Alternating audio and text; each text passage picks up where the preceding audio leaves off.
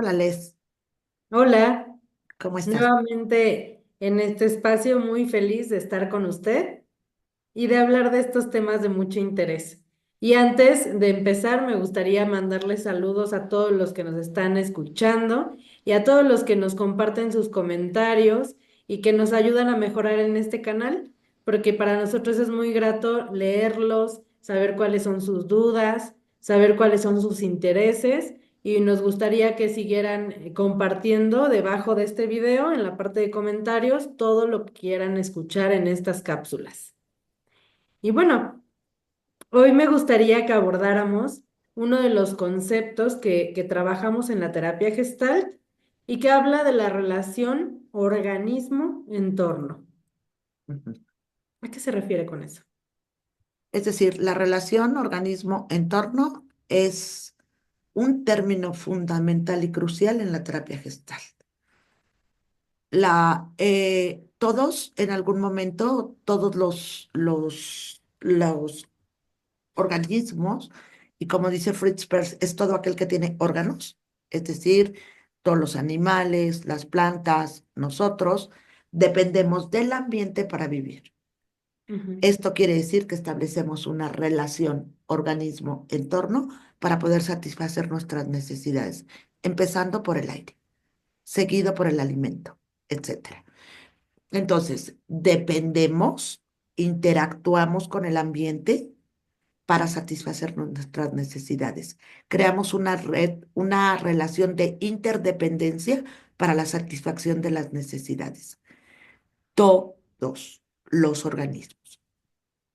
Cuando nosotros decimos que la relación organismo-entorno es fundamental en la terapia Gestalt, es porque ahí, en esta interacción, en esta frontera, se establece el contacto. ¿Cómo yo hago contacto con el entorno? ¿Cómo le hago para satisfacer mis necesidades? Por ejemplo, tengo hambre y entonces en lugar de tener un horario para satisfacer esa necesidad, porque yo ya sé que tengo hambre de entre 2 y 4, ¿sí? ujú, Es un decir, entonces me espero, no como a esa hora, entonces me empieza a doler la cabeza, etcétera. Claro que cuando yo entro en relación con la comida, cuando yo ya voy a comer, o lo hago vorazmente, o lo hago sin ganas, o lo hago ansioso, o ¿cómo le hago? O soy una persona que como ya sé que tengo hambre esa hora, ya lo preparé desde antes, ya lo tengo hecho, o ando buscando qué voy a hacer, ¿no? Porque es una actividad de la vida diaria. ujú. ¿Cómo entro en relación con eso para satisfacer esa necesidad? Y claro que cuando yo ya voy a comer a las 4:30, pues estoy enojado, me duele la cabeza, ya hubo un problema en el organismo que me está dando una serie de síntomas de que esté en déficit de alimento. Entonces, como lo que sea, no como lo que necesito, o no como lo que quiero, o como vorazmente. Y entonces Ujú, me sacio tan rápido que ya no disfruté ni siquiera la comida. ujú, Simplemente sacié la necesidad. Ujú. Como yo entro en relación, pero las necesidades son variadas. Pueden ser necesidades fisiológicas, pueden ser necesidades afectivas, pueden ser necesidades intelectuales, pueden ser necesidades sociales. Entonces, ¿cómo le hago yo para entrar en relación con el entorno? Si yo tengo un problema de autoestima, otra vez volviendo a lo mismo, de temor, ¿cómo entro en relación con el entorno? No quiero que me vean, me escondo, o soy una persona que puede hacer contactos como muy evidentes, muy claros, muy alegres, espontáneos, o siempre estoy cuidándome las palabras. ¿Qué voy a decir? ¿Cómo le voy a decir? ¿Para qué le voy a decir? No, mejor no le digo, no, mejor sí le digo, no, no. ¿Cómo? ¿Cómo le hago para relacionarme con el entorno, con el medio ambiente? Es decir, ¿cómo interacciono? Ese es el contacto. ¿Cómo yo me doy cuenta de lo que hay en el campo afuera?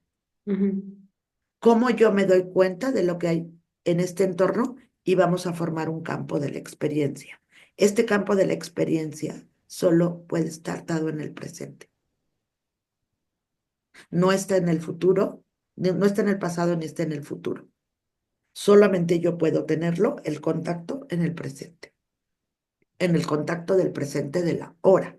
Ujú, Y acá también estamos, o sea, se trata también de un tema de adaptabilidad, ¿no? Porque con esto que relataba, me acuerdo que en alguna ocasión veía un documental del mundo, del planeta, y cómo los animales, a la hora de que en las grandes ciudades empezaron a poblar y empezó a haber como estos lugares nocturnos con muchas luces, con música, con autos, etcétera. Entonces los animales también se adaptaban a ese estilo de vida y comían productos chatarra que ujú, antes no comían y ujú, se tenían que mover a las horas que antes no se movían. E ujú. incluso estaban siendo afectados en su estilo de sueño, ¿no? En su ecosistema, sí, totalmente. Ujú. Dormían menos, se movían de una manera distinta. Entonces estamos hablando de un tema de adaptabilidad también. Como a la hora de que yo percibo este entorno, yo también necesito hacer ciertos ajustes. Con ese video que tú dices que me parece muy esclarecedor, muchas manadas de elefantes, de Ujú, leones, etcétera, incluso pasaban por las ciudades por la noche, ujú, ¿no? O, o cuando se les rompe el ciclo vital de lo que ellos están acostumbrados, pues hacemos una serie de problemas en el ecosistema, pero empiezan nuevos ajustes creativos. ujú, Y para eso me gustaría referirme a un estudio que acabo de leer acerca de cómo está la domesticación del perro y el gato, principalmente, al quererlos como animales de casa, y entonces están perdiendo parte de su fiereza y de su naturaleza, lo cual está creando también modificaciones en su forma de reaccionar del cerebro. Más que, además de domesticarlos, humanizarlos. Exactamente. Entonces les ponemos el suéter, les ponemos esto, le ponemos el otro, les hablamos chiquito, lo subimos a una carriola, etcétera, etcétera, etcétera, lo cual es ir en contra de la naturaleza animal, porque ellos son libres. Y al hacerlo, estamos creando una modificación que no sabemos, dicen los estudios, si vaya a haber alguna implicación genética más adelante. Lo cual tú estás cortando con la naturaleza propia de su raza. Lo Ujú, mismo pasa con nosotros. Al ir cortando, a no poder establecer nuestras relaciones con el medio ambiente de una manera espontánea y segura, entonces nos movemos con miedo, nos movemos con depresión, nos movemos con tristeza, nos movemos con temor, nos movemos haciéndonos pequeñitos o nos movemos haciéndonos muy grandes. ujú, Entonces, este movimiento que podría ser más fluido, está lleno de una serie de aprendizajes, self-personalidad, que tienen que ver con la cultura, que tienen que ver con, eh, eh, digamos, con parte de lo que se denomina la civilización, ¿no? El ser humano debe comportarse así en sociedad. Y estas son las reglas del juego que tiene que jugar. No se grita, no se habla, no se hace. Y cuando necesitas gritar, y cuando necesitas poner límites, y cuando necesitas alzar tu voz, y cuando necesitas ser escuchado, no lo puedes hacer. ujú, Ajá. Porque o siempre has recibido un castigo, o siempre has recibido una burla, o siempre has recibido algo que te impide que tú puedas expresarte libremente en esta relación de interacción. Siempre estamos en interacción con algo o alguien. Entonces, lo más importante es, ¿qué me pasa a mí cuando yo interacciono con este algo o alguien? ¿Cómo me experimento? ¿Cómo impacto al medio ambiente con esta forma de relacionarme? ¿Y cómo contribuyo a que me pase lo que me pasa. Porque no es unidireccional, No, es bidireccional. interaccional. Ujú. Y entonces yo asumo la responsabilidad de lo que me pasa a mí. El medio ambiente es probable que se modifique una vez que yo modifico mis maneras. Es probable. Pero si no, mi objetivo no es modificar el entorno. Mi objetivo es tener un crecimiento personal yo, de toma de conciencia, de dejar de postergar, de atreverme a hablar, de poder poner límites, de hacer lo que necesito, cuando necesito, en el momento que necesito y saber cuándo puedo, necesito también postergar. Ujú. Ujú. De acuerdo a que a mi necesidad y de acuerdo también a la necesidad del campo.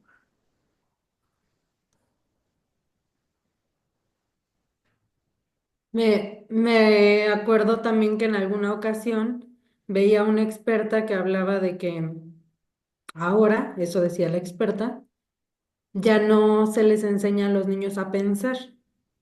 Y yo me ponía a reflexionar y decía, pareciera ser que la terapia Gestalt es una forma de llevarnos a la reflexión, a pensar sobre nosotros mismos.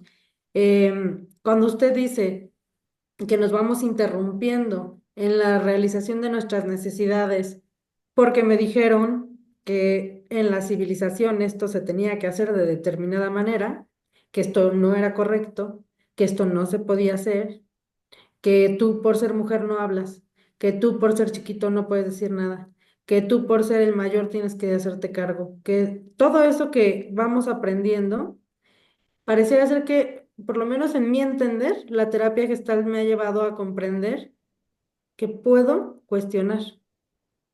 ¿Quién dice? ¿De dónde lo aprendí? ¿Cómo es esto? ¿Es real para mí? ¿Qué pasa si me atrevo? Yo Irme a la Yo sí lo que reflexión. creo es que toda terapia es un proceso de reflexión, no importa el modelo, porque es Ujú, verme qué estoy haciendo, qué me está pasando y observar qué está pasando con mi medio ambiente. Pero tengo que tener la certeza de poder aguantar sin crítica, sino a través de la reflexión y la comprensión de lo que me está ocurriendo. ujú. Ujú. No es un proceso de mortificación, es un proceso de crecimiento personal. Cuando yo lo veo como un proceso de mortificación, no, es que no me quiero dar cuenta de que mueran mis papás, no, no, no, no vayas a terapia, porque si quieres tener un muy buen proceso terapéutico, tienes que revisar tu historia de vida. ¿Cómo le has hecho para saber dónde estás? ¿Cómo le has hecho y cómo te han hecho? ¿No? Por decirlo de alguna manera. Es En esa decir, interacción. cómo a ti te han construido tu personalidad, porque la personalidad, la forma de ser, es una construcción. Ujú. Si no, pues entonces todos seríamos iguales. Y no es así. Y entonces, Este ujú, impacto que tiene el medio ambiente sobre mí cuando yo soy pequeñito va generando esta relación dentro de mi temperamento, el ambiente en el que llegué y van teniendo esta interacción y lo que va surgiendo aquí en medio se llama personalidad o carácter. Ujú. Y claro, y es impacto y hay que inevitable, el impactar. impacto se va a dar. Ujú, ujú. Pero a mí me parece también que hay un elemento muy importante en esta interacción organismo-entorno, y es que además de darme cuenta de cómo he sido impactado, además de darme cuenta de todo lo que a mí me sucede, es cómo yo devuelvo y cómo yo impacto, que esa es la parte de la responsabilidad. Eso es la más importante. Porque pareciera ser que si nos quedamos solo con esto, está incompleta la experiencia. Por eso es una gestalt. Yo Ujú. me tengo que ver en un campo de experiencia en mi relación organismo, en mi relación con el medio ambiente. Y por medio ambiente que entendemos, mamá, papá, gato, basura, cuando salgo a la calle, cuando voy a la farmacia, todo ya estoy en una interacción de manera constante y permanente. No somos seres aislados, somos seres en interacción. Y ahora, bueno, somos a veces en interacción a muchas distancias a través de estos mecanismos, ¿no? Ujú. Sí, ¿qué me pasa a mí cuando me dan like o cuando no me dan like? Exactamente, Por eso denos muchos likes en este para que video. no nos pase nada malo, ¿no? Que el impacto sea positivo. Sí, entonces, bueno, yo lo que considero es que todo terapeuta tiene que entender, y la teoría de sistemas lo dice muy claro, ¿no? En términos de la comunicación, por ejemplo. Eh, no somos seres aislados, somos seres en una interconexión con sistemas, con campos, con estructuras y con otros para satisfacer nuestras necesidades y podernos realizar. Eso es todo. Lo único que voy a entender es cuáles son mis formas y maneras que me han llevado a ser las neuróticas, por llamarlas de alguna manera, que me frustran, que me enojan, que me causan dolor, o cuáles son aquellas que me van a llevar a la realización y cuáles son los cambios necesarios que tengo que realizar si es que deseo modificar algo de lo que pasa. Por supuesto que al trabajar con la toma de conciencia y el darse cuenta, yo ya no soy el mismo, yo ya cambié, porque ya entendí por lo menos una parte de la ecuación, no toda, porque como vamos a ir pelando la cebolla, una situación tiene muchos darse cuenta, no es uno. Ujú, Entonces, cuando en la terapia una persona a mí me dice, o uno de los supervisantes me dice, es que eso ya lo trabajé, o un cliente que llegué conmigo me dice, es que eso ya lo trabajé, pero me sigue afectando, pues probablemente se trabajó en un solo aspecto, pero hay que continuar trabajando en los diferentes aspectos que conforman eso. Es decir, entrar a la terapia es entrar a la teoría de la complejidad.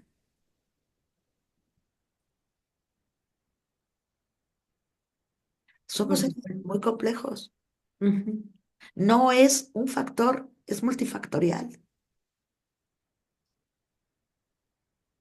Nuestra conducta humana no es A luego B. Nuestra conducta humana es A luego B, luego C, luego D y está conectada la F con la R.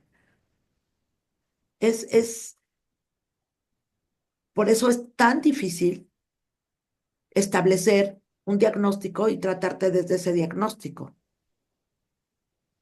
Te tengo que tratar desde esta persona que está padeciendo este diagnóstico, pero en su experiencia, en su campo, en su momento, en su vida, en su entorno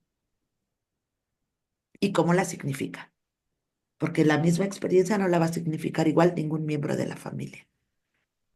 ujú. Ujú. Y ahora que menciona esto, por ejemplo, si yo he sido diagnosticada con una depresión, por poner un ejemplo, ¿cómo es en mi experiencia y cómo es en la experiencia de cada uno de los miembros de mi familia? Porque van a ser impactados. Claro que sí. Por ejemplo, eh, tú observa una planta, la siembras, florea, ¿sí? Nace, crece, se reproduce, florea y según las estaciones del año va a tener diferentes comportamientos que yo los puedo observar. Ahora ya se le cayeron las hojas, ahora ya se secó, ahora lo voy a abonar, ahora voy a hacer. Pero ella no se está peleando con eso. Ella sigue existiendo ahí. Ujú. Y nosotros nos estamos peleando si tenemos el cuerpo que tenemos, si no lo tenemos, porque todo es una construcción social, Me gustaría florear más. ¿Por qué doy flores blancas y no verdes? Porque ¿no?